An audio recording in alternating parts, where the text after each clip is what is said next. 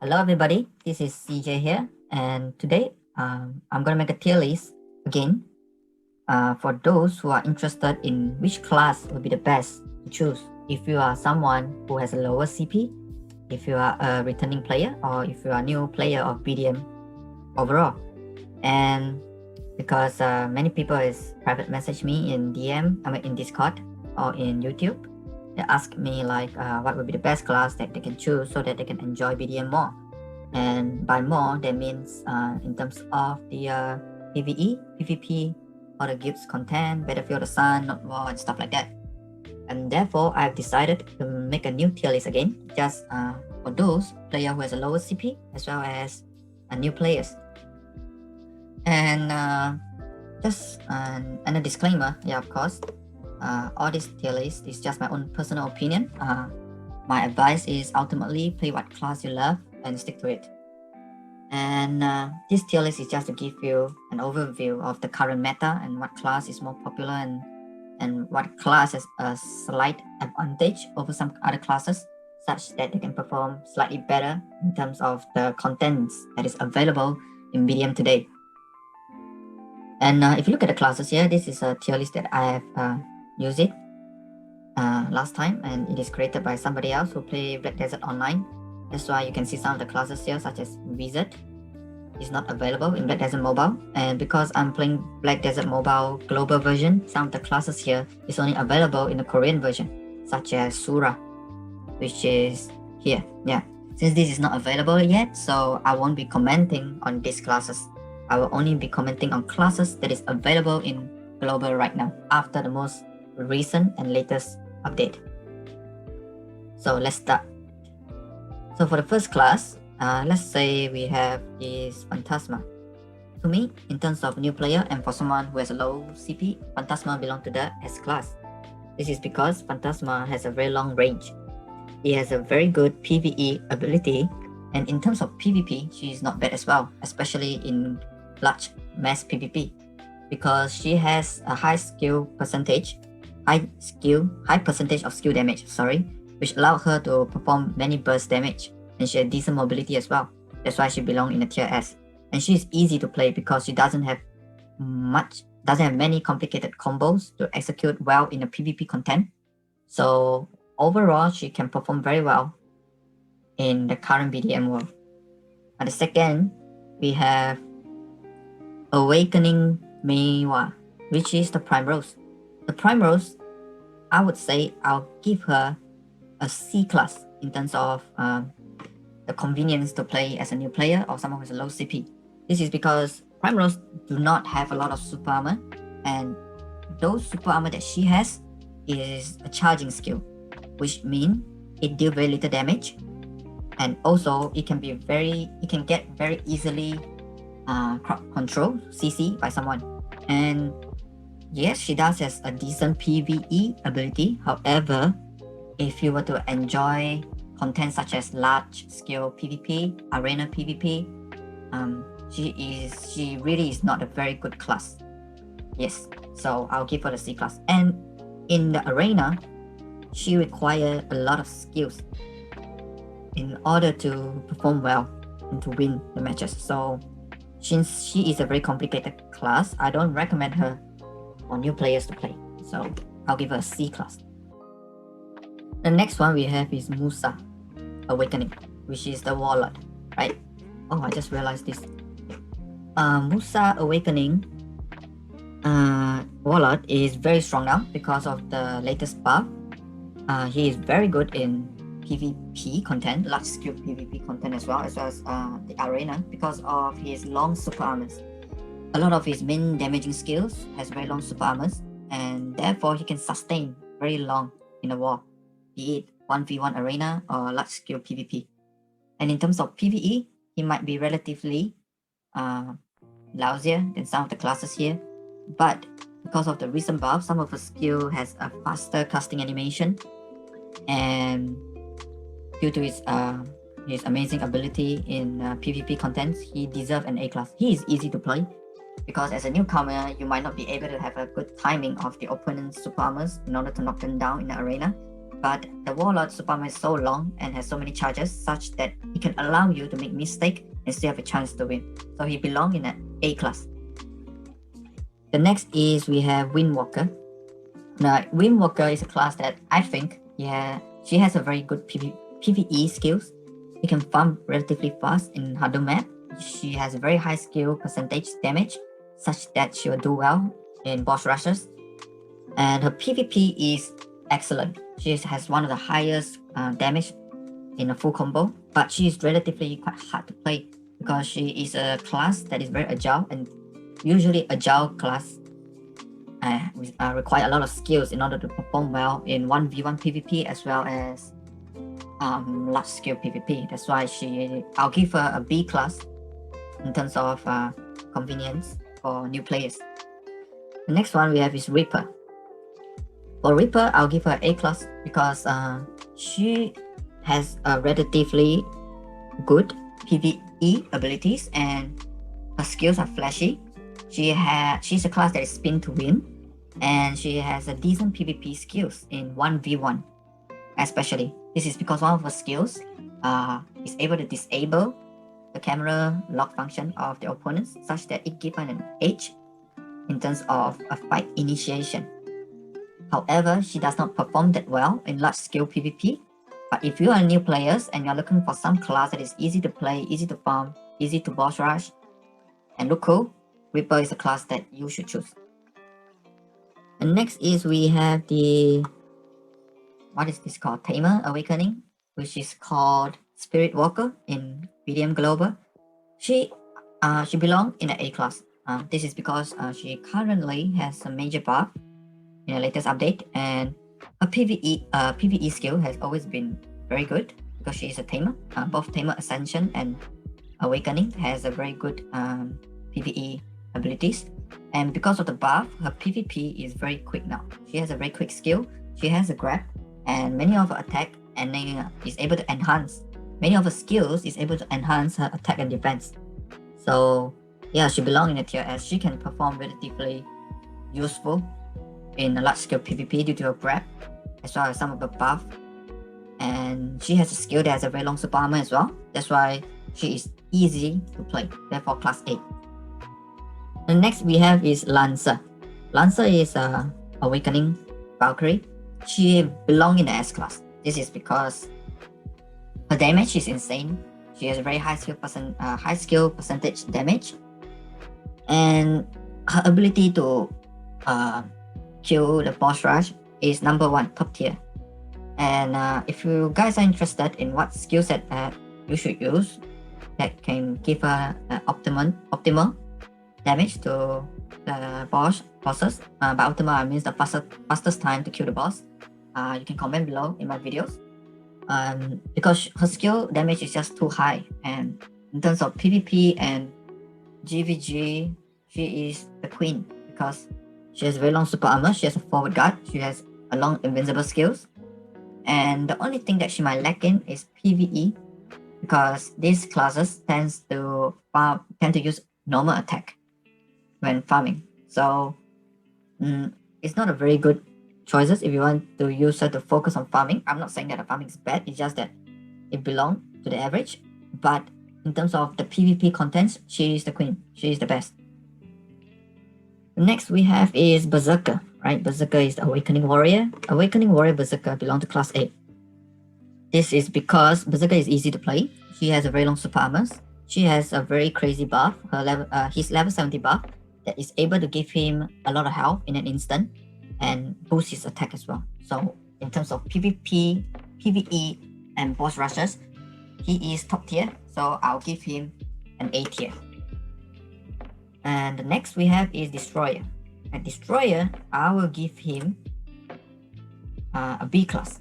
This is because any other class he is good in terms of bosses and PvE in Hado.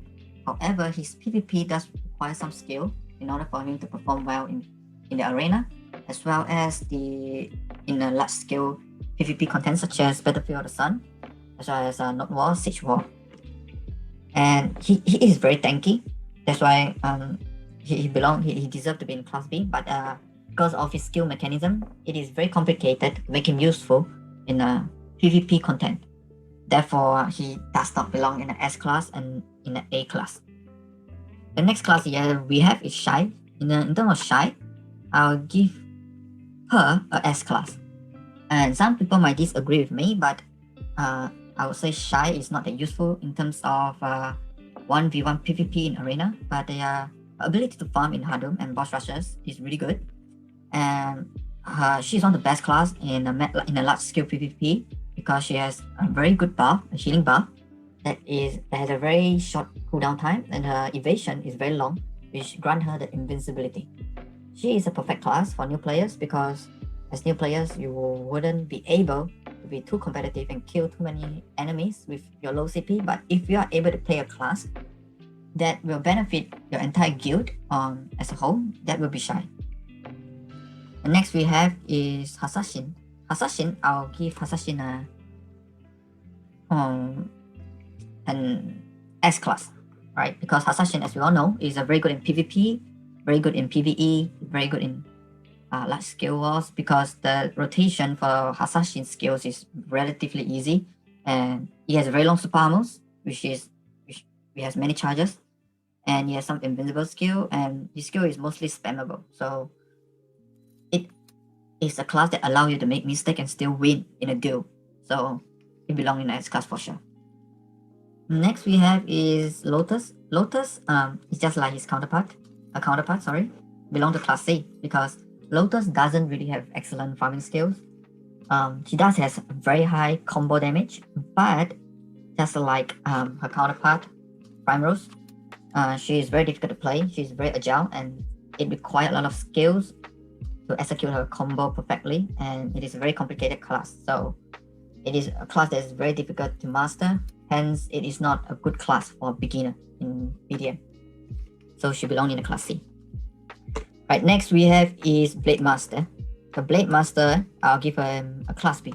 This is because Blademaster does not get buff, unlike his counterpart, the Warlord, and his PvE and boss rush capability is relatively good. However, in terms of PvP in a large scale, he sucks because he doesn't really have a lot of mobility skills, and his skill damage percentage is low, and his super armor is very short as well. He doesn't really have skills that allow him to engage and disengage quickly in a large scale PvP. However, he can perform. He really, I mean, he can perform well in a 1v1 arena, but like Maywa, the Lotus and the Primrose, he is quite hard to play as well, even in 1v1 arena, so he's not that beginner friendly. So he belongs in the tier B class. The next we have is Nova's Succession. Nova Succession, to me, she belongs to the S class because to me Nova has one of the best farming speed in terms of a melee class, and Nova has a very high skill damage percentage, which means she can perform really well in boss rush. Her PvP content, her 1v1 PvP ability is very high as well because she does have a grab skill, but the only thing that she lacked is in mass PvP because her mobility sucks. But as a new player, before you can get into a big guild and engage in a lot of big fights, she's one of the best class for beginner, I would say. That's why she belongs in the S class. The next we have is Raven. Raven, she's a class that I'll put her in the C tier. She is the queen of PvP, but she is very, very difficult to play. If you are a beginner, it is very difficult to master her mechanism because she does has a different mechanism compared to other classes because she has an ops which require us to time the cooldown of a skill, as well as because she's a very mobile and agile class, we need to know her positioning very well in order to perform well in a large scale war. And 1v1 PvP as well, because she is a class that requires a lot of combo and a lot of movement, just like a Primrose. Classes with such complexity does not belong in the S class for beginners, so she belongs in the class C. The next we have is Paladin.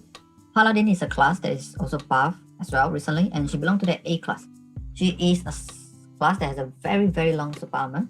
I forgot, which is the Radiant Charge, which allows her to make a lot of mistakes in the arena, but somehow still can win some of the players. and her farming speed is decent. She has a very high skill damage, just like her counterpart, the Lancer, and she has a grab, so she is a very well-rounded class. In fact, I want to bring her to the S class, but I did not because Paladin does not perform as well as a Lancer in a large scale PvP. So best she can get is A class for beginner-friendly classes. The next we have is Titan. Titan is a very beginner-friendly classes. I'll give him an A class because she has everything that A class needed. The one thing that he lacked is that his damage is relatively low, even though Per Abyss has buffed him many times, but his overall damage percentage is just too low to be able to inflict damage on the opponents. But he has 2 grabs, so if you are a beginner who want to join a guild and engage in a lot of war, he is definitely a class that you can contribute to your guild, given that you are low CP, because grab is one of the most important thing in large scale PvP. It allows you to grab anyone, whatever the CP the person is, and disable them for a few seconds. And that few seconds can be a game changer. Next we have is Dark Knight. Dark Knight is a class I'll give her a class B because Dark Knight, unlike her counterpart the Phantasma, Void Knight, is a melee class. And as a melee class, you won't be able to deal a lot of damage, especially when you're even a lower CP player in a large scale PvP. In terms of 1v1 in arena, she is very godlike because she has a skill that enables her to become invincible or super armor for very long, and the skill has a very short cooldown. But her farming abilities as well as boss rushes ability is, I would say, quite pathetic. So, and it requires a lot of skill for her to perform well in a large scale PvP contents. You need to know your positioning well. You need to know where the enemy is. You can't dive in because you are very paper. So it is definitely not beginner friendly. Next we have is Invoker. Invoker, I will give her a class C, just like this tree here, because Invoker is a class that, again, is very complex, it's very agile, it's very mobile. Usually classes that is very agile, very mobile, and very complex is not beginner friendly. They are very hard to master. Yes, once you master it, you can deal tons of damage. You can be very powerful and useful in any BDM contents, but it takes a lot of time and a lot of skills to master this class. So Invoker belong in a class C. Next we have is Huntress. Right, Huntress. I think Huntress belong in the S class. The reason why she belongs in the S class is she has a very good PvE abilities. She is very useful in large scale PvP because she is a ranged hero, and she has a lot of. As long as you can position her well in a large scale PvP, she is really quite godlike because she can just keep doing DPS, keep giving damage. Well, no one will be there to disturb her because she has one of the furthest range in the entire game. And though she can be very paper, but she has some invincible skill and that allow her to be immune to any damage. That's why she belongs in the S class, and she is easy to play. Just stand in the position. Since you are a far range class, you can hit the enemy from far. So the chances of you being grabbed is low. The chances of you being burst by some of the melee class is low. So overall, Huntress is a good class. The next we have is Striker. Striker is a class that I'll give him a class C as well. Same as anyone else here. He's very fast, very low skill cooldown, very hard to master, and not that great in PvE. In terms of farming, not that great in terms of boss rushes. Not that great in terms of large scale PvP, but he's a god in 1v1 arena. So yeah, he belongs in class C. Well, when I mean not as good, it doesn't mean he sucks. It just means that he requires a lot of skills to perform well in all BDM contents. That takes a lot of time, and therefore it is not that beginner friendly. The next we have is Gladiator. Gladiator, I will give him a class B. He recently got buffed and has become very powerful now. But yeah, he is quite hard to play in terms of 1v1 in the arena because you need to know his skills well, because he has a shield which you can toggle on and off. So you need to know the timing well. And he has a grab as well, which can be very useful in large scale PvP war. But you need to know his positioning well and know who to grab and when to engage and disengage. So this class is quite hard to play. And because his farming and boss rushes is not as good as a class above, so I mean he's quite a slow class, but his damage is really high. Because usually classes that are slow has a very high damage, and classes that are fast is either they have a sustainable DPS or have burst damage. So the best that I'll give Gladiator is class B. Next we have is AM, Archmage. Archmage belong in S class. It is a class that no matter what CP you are, she is able to freeze you with her stupid ice ball. And she has one of the highest farming, kill per minute in the entire game. She is the most useful classes in large scale PvP because her freezing effect is AoE. She can rotate a skill in a 1v1 arena, such as she has a permanent super armor / invincibility. So if you can just master her, you can play with her with one hand in the arena and still can win. Yeah, this is how good AM is. That's why she belongs in the S class. Sorry. Next we have is Lupa. Lupa is a class that I'll give her a class B. Not because she is difficult to play, but she is just lousy overall. Okay, because she does has a very good farming abilities, but in terms of PvP, she is way too off. So unlike Shai, who is very bad in PvP as well, but at least Shai is able to buff her guildmates with a lot of heals. But Lupa doesn't have anything. It is not able.